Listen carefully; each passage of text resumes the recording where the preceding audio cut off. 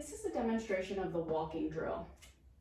I'm basically just finding my footing, making sure that I'm balanced and I'm properly landing for when I go for the split jerk.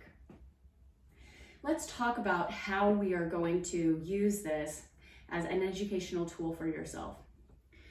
First, we want to make sure that our feet land in a railroad track, not a tight wire.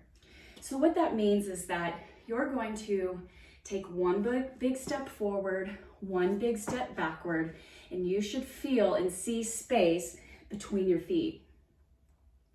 And if you could visualize about having your front foot in alignment with your shoulder and your back foot in alignment with your shoulder. So what a bad one would look like would be this front foot coming in towards the center of your body and the back foot coming towards the center of your body. When you go to receive the weight, this will probably be a very unstable position. And during your lift, you're going to have to adjust your feet in order to successfully get out of your lift.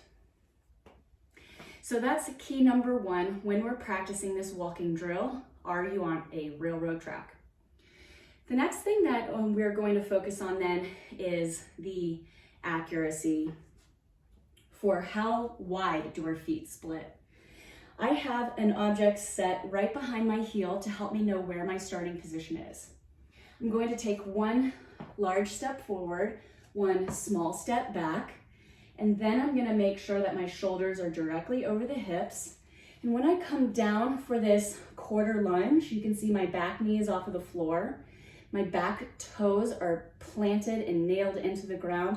What we want to avoid is this low heel or a twisted heel.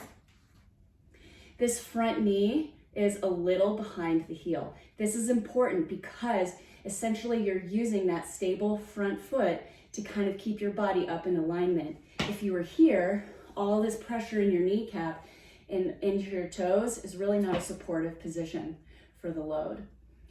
And so we're double checking, just as a recap, knee behind the heel, hip and shoulder in alignment. This back knee is just bent. You can see it's actually bent right over the starting position where the stick is. That's very good. And then that toe is pointed down into the floor with my heel pushed up. To recover, front foot to the middle, back foot to the middle. So when you're practicing this, it can be good to also use objects to know where your feet were in that good position. So I'm gonna spread my foot back into this walking position, and then I'm gonna put some TheraBands, something that isn't an object you can trip on.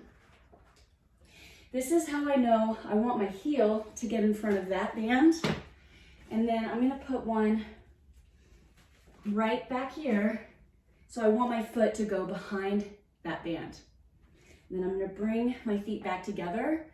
These bands are gonna be a really great starting place for the next drill, which is the jumping drill.